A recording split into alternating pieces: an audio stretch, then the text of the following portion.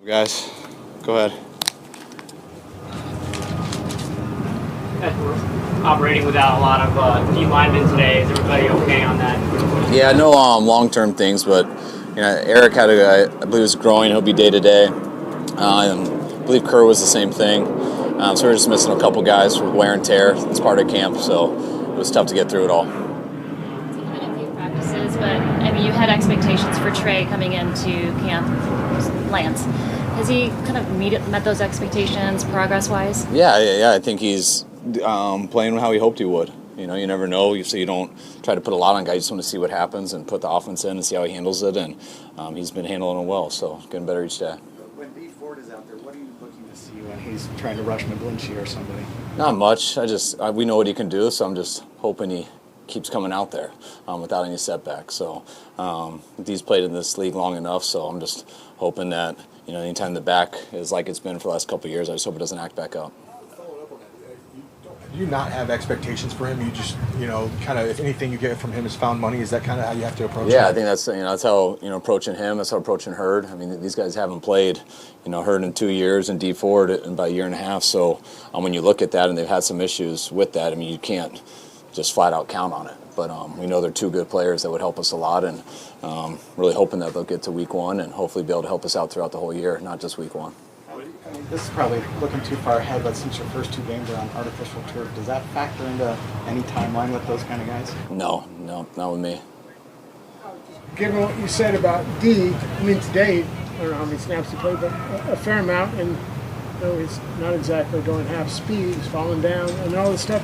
Has he surprised you as far as where he is relatively early in camp? I want to say surprised. I mean, this is where I hoped he'd be. It's been some time. We've taken a year off, and he's been here for since the season ended. I think he left in June and a half of July, but before that he had been here about 5 months, really working to get to this point. So I had an idea he would be like this. I'm just hoping it continues. It's hard for us to see without live tackling. What's your appraisal now the run game is doing now the quarterbacks are manipulating it? I think it's a work in progress. I mean, you have some good things, and you have some. I think our guys are getting better at blocking. I think our guys are running better. You try to do some things schematically and stuff, where you're going into pressures and things like that you got to clean up.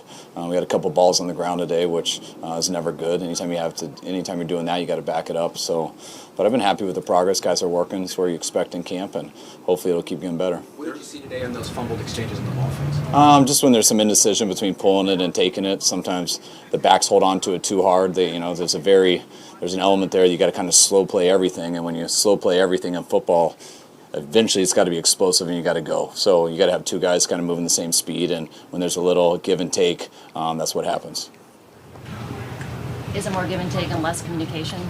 There's no communication during that. That's just about when two guys have an option to get the ball. Sometimes it's not as smooth of a handoff and things like that as it would be when one guy's getting it all the time. How has Trey Sermon been as a pass catcher, route runner, that aspect of the game? I think he's done a hell of a job. He didn't do a ton of it in college, but just out here, I mean, we work on that with everybody, regardless of if they're one of the better guys or not at it. And I feel like his hands have been good. I think his feet are good. I think he has the ability to get better at routes the more and more he does it. How has Ambry Thomas been progressing? I think he's getting better too. I mean, like all those rookies, they're just trying to figure out what the hell's going on in OTAs. I think he came here in training camp a little more prepared, and maybe got off to a little bit of a slow start, but like they all kind of did. But I feel here these last three practices, he's making some progress. Now that the pads are on, how's the chemistry with the offensive line been looking? I love when the pads are on because it's realer. It's easier to block people. You can practice without telling guys they're doing everything but a couple things. So it makes it a lot realer. So you get a lot more good work in. Even when the guys miss and stuff, you got a chance to get better when the pads are on. Our D line, they're a little wounded today, which makes it easier for our pass protection. But I've been happy with the guys so far. What have you seen out of Talanoa so far? What's that? Out of Hufunga. I mean, he's been what we've thought. I mean, he loves to run around, loves to act like Troy Polamalu out there. Still got a ways to go before he's a Hall of Famer, but he's done a good job. We enjoy his presence out there. He has fun. You can tell he enjoys playing football. He fits in well. I know he's a guy that you can tell it goes up when he gets the pads on. He's a lot more excited for the pads, and you feel a little bit different energy out there since we've been putting the pads on. Speaking of the Hall of Fame, you'll be going tomorrow after practice back there for the festivities. Is that Yeah. right? Yeah. Is John checking in? Does he want a daily report on what he's missing out here? He's got a lot going on back there. I kept trying, but he wouldn't answer. And then I see him on the TV, basically being a commentator. So he was a little distracted. But I guess he's earned it. You don't make the Hall of Fame very much. But I'm so happy for him, and it's as cool of a thing as I feel like in our profession and it's what people dream about. So it's hard for me to get out of here, but I'm going to go after practice. Try to go to his party and be with his family and everything, but I can't make their ceremony. We got to practice Sunday, so I'll be back for practice then. Did you call a penalty on D'Amico Ryans at the end? No, I call it Corey Undlin for being on the field. When we do move the ball, guys get annoyed because it is competitive, but I have an exact amount of reps I want everybody to get, and we didn't get a first down, and we needed 2 more plays, and since I got to call the penalties, I found a way to move the chains. How does the dynamic change for the quarterbacks, responsibility-wise, when you do move the ball versus the standard practice reps that we've seen before? Not much at all. I mean, they're just running the plays the same way they do when it's scripted. They just don't know what's coming, and neither do we. I mean, it's just based up, down, and distance. It's random, putting personnel in. Sometimes you're doing schemes. Sometimes you want to attack. Sometimes you just want to put players in a position and see how they handle it. There's lots of stuff that goes into it, so they just clear their mind and wait for what I'm calling. How conscious of you are? I mean, there's a lot of excitement around Trey Lance, obviously, but it seems like you haven't really participated in that just in terms of your messaging and things like that. How conscious of you are you to not really push that excitement and make sure a rookie sort of earns that praise through how he plays in games and things like that before? I think I got to be conscious of it when talking to you guys. You know, I understand that that's the thing everyone wants to hear about, and everyone wants to know each day how practice went and where is he, are they competing, all that stuff. But it's very easy for me when I'm not talking to you guys because it is what I'm trying to articulate. Like, you're just putting in an offense, guys go out there and play football, and I know it sounds coach cliche, but I mean, the 2s in every group are trying to surpass the 1s. And I see Trey the same way. Yes, it's a quarterback position. I mean, everyone is looking at that, but we're in a situation where I don't see them competing. I see, Trey's going to play for us this year. I mean, whether it's, I know you guys all run into Twitter on that, but that situationally, he's going to get plays. Like, that doesn't mean that he's going to go be a starter or anything. He's going to get plays, and you got to prepare him for that every way possible. Every receiver who makes our team is going to play this year. I know it's different, but when you have quarterbacks with different skill sets and stuff, it kind of makes it easier for me to look at it similar to other positions, and that's why I don't think it's a problem on our team, and it's not a problem in there when we're discussing what we want to do.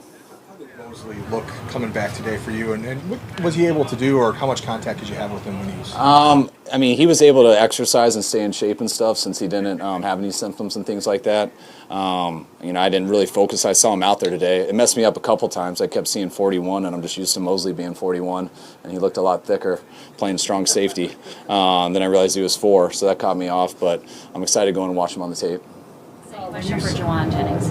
What's that? Same question for Yeah, Juwan same Jennings. thing. I mean, he didn't have symptoms either, so he was able to keep his conditioning up and stuff, which was nice. So he made it through practice.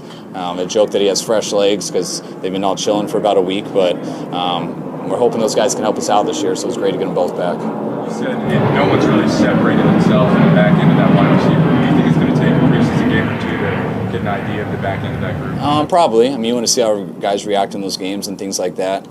You got a good idea just watching as coaches, but they're all very close, and their skill sets, their talent and their experience. So that's why I think it's going to be a battle to the end. You say he's going to play, blowing up Twitter with that. Would you like, the Lions, the Eagles, everyone to know, hey, Trey's going to play. You better prepare for something from him? I mean, I don't care. I think people would assume that whether I say it or not. Coaches always prepare. So whether I say it or not, it could be a stretch, or it might be exactly what I mean. So we'll see when we get to that week. That's how I feel now. But I mean, we do game plan and we do study tape, and I can't tell you guys what I'm going to think a month from now or tomorrow. Do you have a portion of camp where the 1s face the 2s and the 2s face the... We haven't planned it yet. We don't do that much, but I will mix those guys in. I mean, Trey will get reps with the 1s and stuff, and that doesn't mean just the competition's open. It means I want him to get some reps with the 1-0 line. I want him to get some with the receivers. He does get it with the receivers. We put those guys in every group. We do it with the tight ends. I mean, if you guys watch our practices for the last 4 years, you'll see Kittle in with the 3s sometimes, Debo. It's really about the reps and how to get guys going, and sometimes when you do things different schematically, I got to make sure the other guys get those reps too. I assume you, no offense, probably never tried to transition to tight end.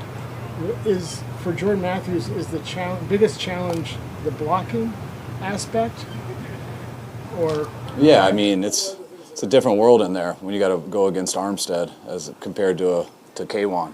You know, it's K1, you're blocking a nickel back and you put your hand in the ground, and now you're going against Armstead, and probably has an easier time staying in front of him.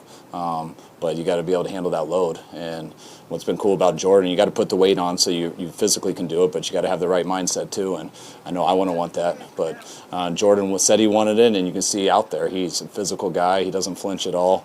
And when you put on that weight, then you want to see, did it slow them down to take away their skill set for receiving? And I don't think it has. I think Jordan's been impressive, and I know he's going for this, and I've been really happy with what he's done in a week, and hopefully he'll continue to get better because these are his first tight end reps. Can you script the coverages you want the offense to face during practice? So, usually I don't. We'll have D'Amico put it down, and it's you do it both ways. I have our coordinators and him get together, so you make sure we're not doing every pass first one coverage. If you don't chart all that stuff, you might feel really good about all your man coverages, but they've been going against all zone beaters, and vice versa. So we tally everything in there, and we try to make sure we're getting the right work that we think we'll get in the year. You probably treat every practice as if it's a practice, but just going into the stadium with fans in attendance, does that change anything, the energy of the team? Yeah, I think it does. Anytime, it changes energy coming out here and fans just being right there in the stands, and then going into the stadium. Anytime you change something up in camp, guys get a little bit more juice. But going in there, where I think we'll have more people in there, especially not having them last year, I think guys are real excited. Yeah.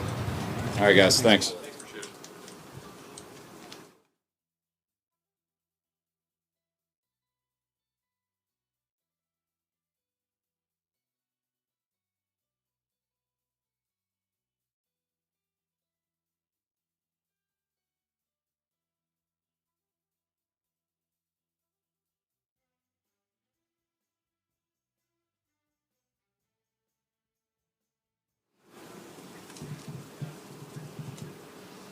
Trey, how are things different now that pads are on and you can kind of show your physicality?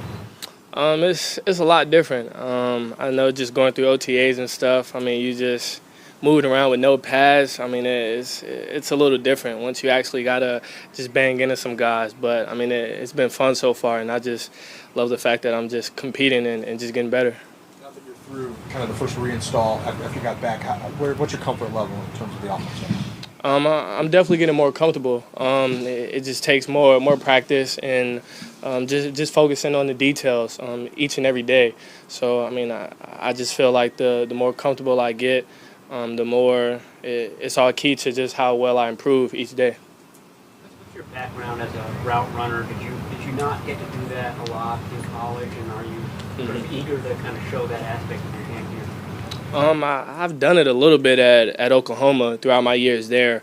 Did it a little bit at Ohio State, just didn't do much of it just because, I mean, we had receivers across the board. But, I mean, just getting the opportunity just to showcase it here, I mean, it's been good. I mean, it's something that's always been a part of my game, something that I've always worked on throughout the offseason. It seemed like you had a nice rep against Dre Greenlaw on that deep ball. He came over and said something to congratulate you. What did he say after that? He was just saying great catch, and I mean it was a good route as well. I mean just going up against guys like him. I mean he's just as fast and quick feet as well. So again, just being able to compete against guys like that, I mean it's only making me better. There's some really explosive quarterbacks in college, Kyle Shanahan, Justin Fields. How's Trey Lance compared? I mean, he's up there with all those guys as well. I mean, he's a dynamic quarterback. I mean, he can run. He's very fast, and he has size as well. So, I mean, I put him up there in that category with those guys too. You weren't in on those plays where there was botched exchange, but what, as a running back working with the quarterbacks, what's the focus to make sure that that's right, that you guys aren't comfortable?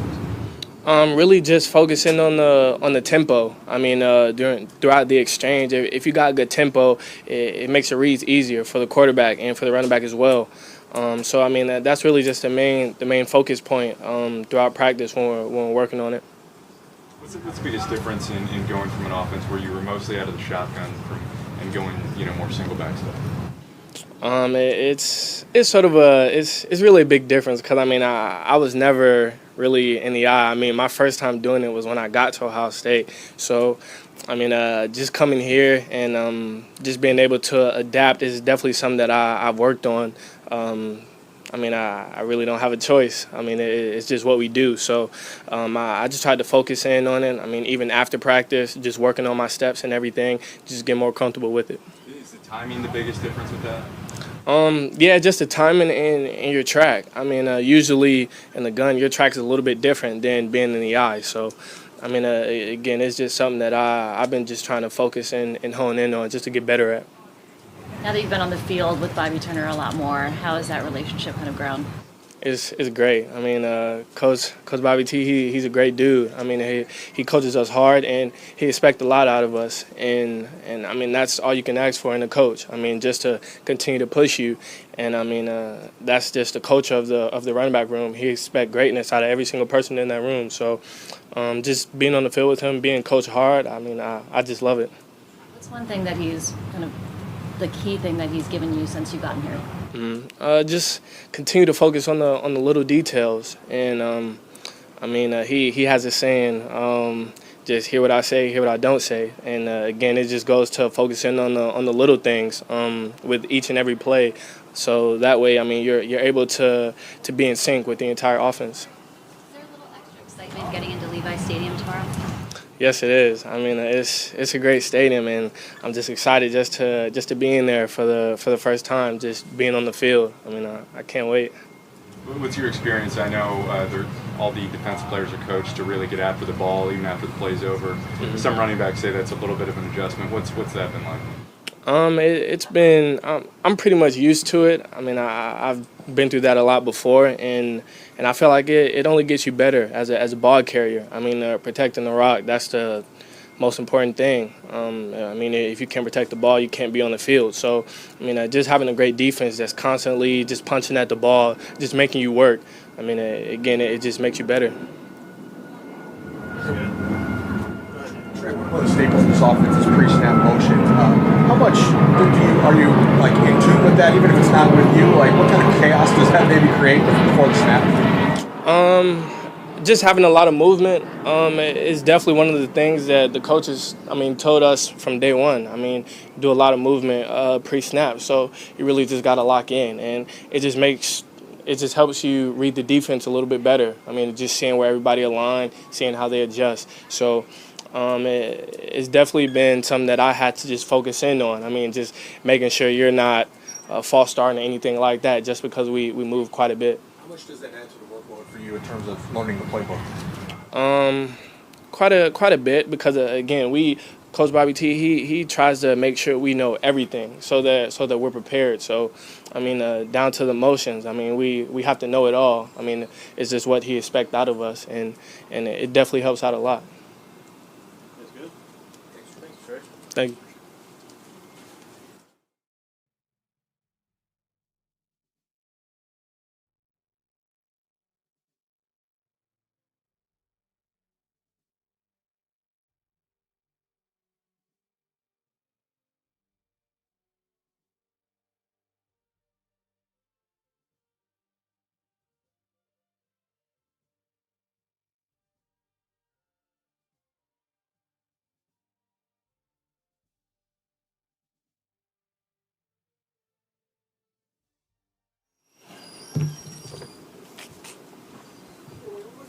You do the 49ers when you signed? Just how good of a team this is. Really coming here, observing the facilities, the fields, just the overall feel of being here. I just felt like this was the place I wanted to be. They draft 2 running backs. You're like, I didn't sign up for that. I mean, you'll never know what happens. You know, this is a business, and we know how the business goes. But, you know, I love Trey and Elijah. And, you know, they provide competition for the room. And, you know, that makes us all better. One of the things Trey Sermon said about those zone read sort of mesh point things, you guys fumbled a couple times. He mentioned tempo is the most important thing. Can you explain that? Like what he means when you talk about the focus being on tempo in order to make sure that exchange is smooth? just knowing what the quarterback is going through, knowing what he's reading, knowing that us from a running back standpoint, we have to take our time going through because sometimes if we're a little fast or a little too slow, it can ruin the play. So it's all about play design. What did you think went awry on those two today? What did you think went wrong on the two exchanges today? That's just something that we're continuing to get better at. It was just all about the mesh. And, that's pretty much all I can say about that. Saquon went down last year. You obviously got much bigger role. Were you pleased with how last year went and what you showed, kind of when you had more carries? Yes, I'm pleased with my performance last year. I always think there are things I could have done better and I could be better, but I'm pleased. And, last year's last year. It's a new year, and, I'm happy to clean slate and start somewhere new. Would you consider that game against Seattle your best game last year, or was there another game that you thought was your best performance? From a numbers standpoint, yes, but I feel like I had a couple games there where, just us as a team really focused on, the little things like pressing the gaps, everyone working together. We really just started to come together as a team last year, but, I feel way better here. Trey Sermon just talked about how Bobby Turner is so focused on the details. How has he been as a coach for you? Man, he is a great coach in the sense that he just wants you to know the full concept of football. We're just football players. It's not about talent. It's not about how tall or fast you are. It's really how well do you know the offense? How well can you perform in situations where you got to react quick and fast? So he's really more focused on those points and just having us as football players and getting us better each day. So. Is that different than other coaches you've had where they focus more just on the run game? Yes, because, there's some times where we're just focused on what we have as backs. But here, we have to know the whole concept of pretty much every position. So it leads us to have more opportunities to do more things in offense. Does it allow you to see things in different ways when you're on the field? I'd say it does because me knowing that someone has this type of route may prevent me from doing something on a different type of route, which will help the play out, if that makes sense. All right, guys? Thanks, man. All righty, y'all.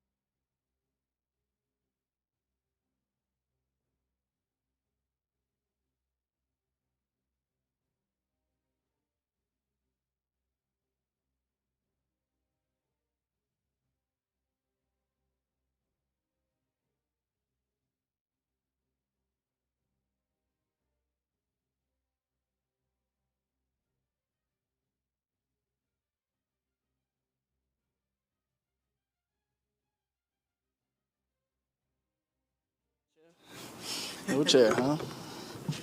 How we doing? Doesn't seem like you need a chair, D. It looks like you're moving around pretty well out there.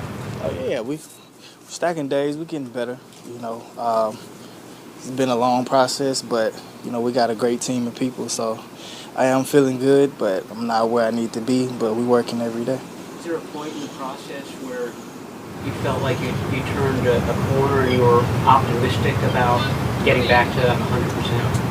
Yeah, I mean, I've been here 3 times before, so I kind of knew the flow of things and what I should be expecting, and it's always frustrating in the beginning.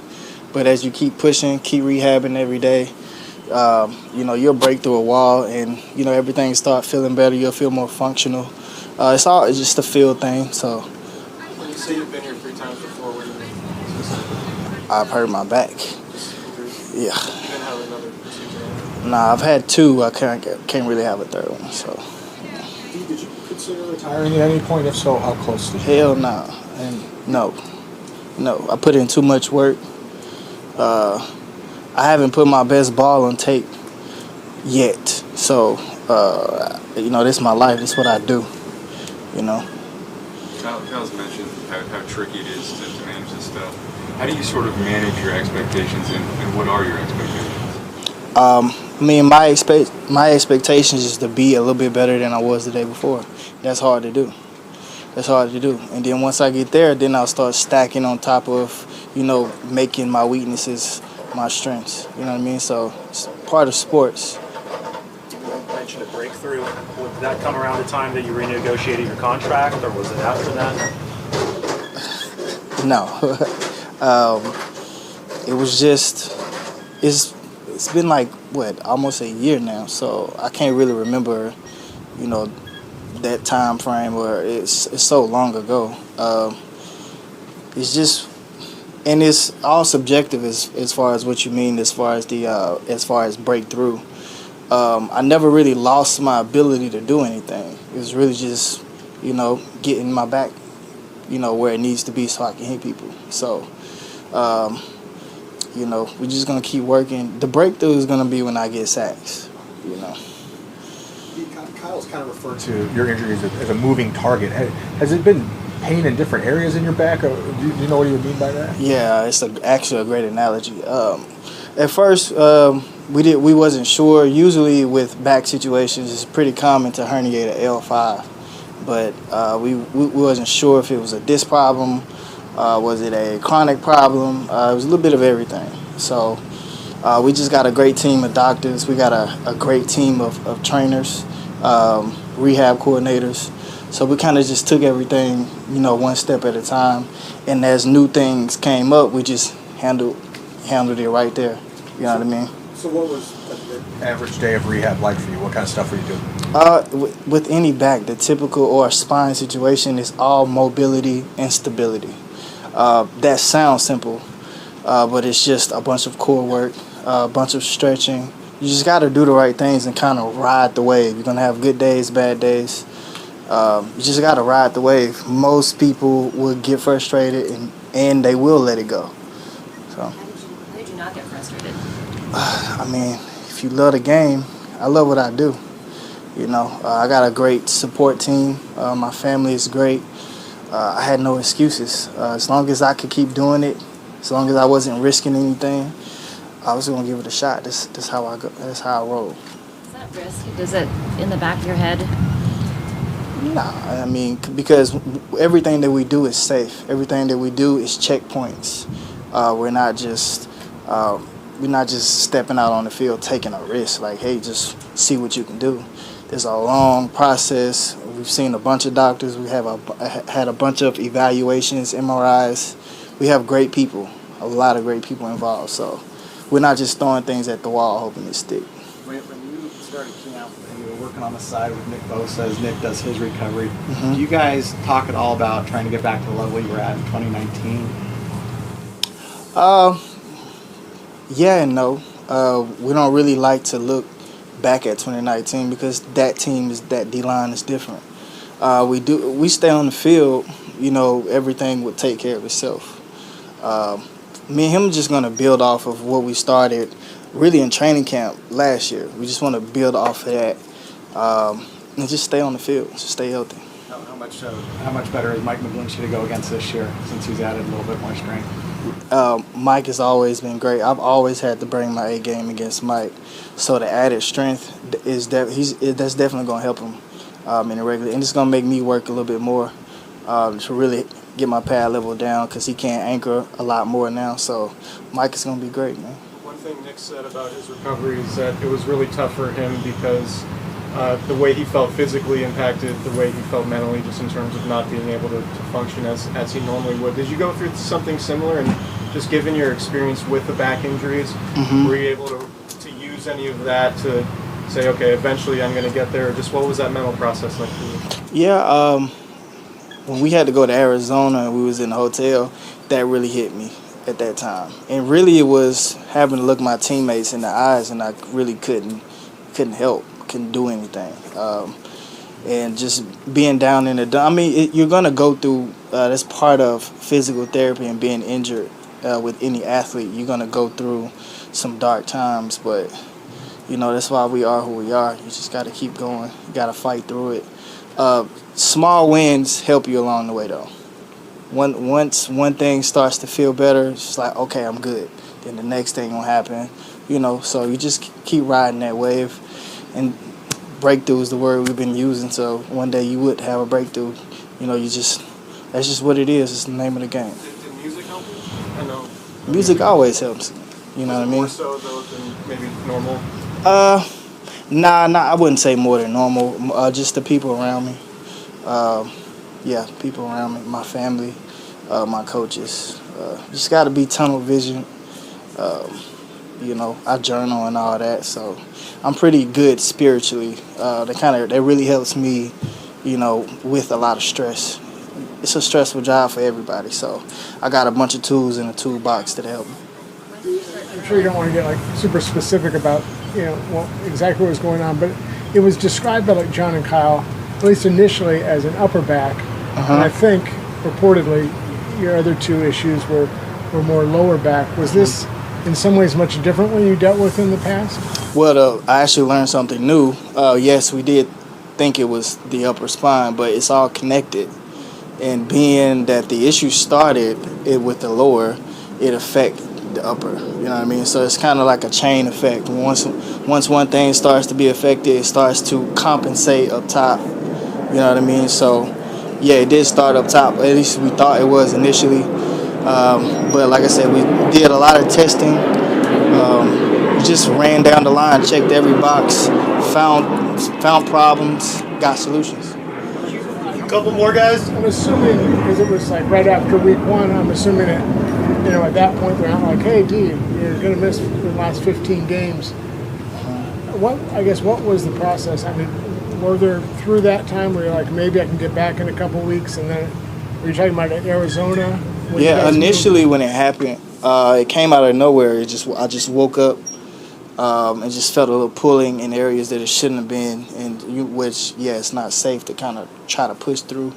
Initially, we thought it was just a bunch of inflammation, tightening around those areas, so we just wanted to calm it down. Initially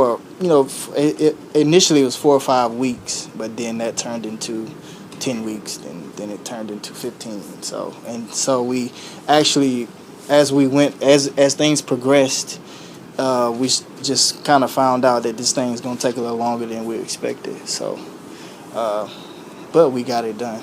Did you journal during the previous back injuries, and if so, did you kind of go back and reread what your thoughts were?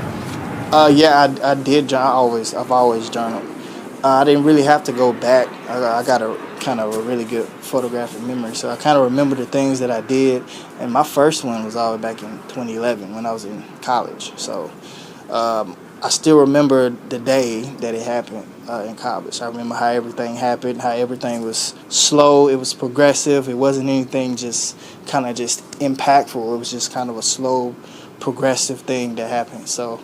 And each time that it's happened, it's all happened the same. It's just very slow.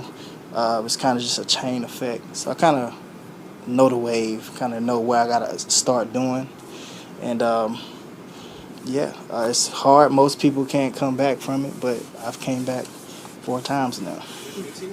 Last one about this kind of stuff. Do you have these conversations about mental health and with tools in the toolbox?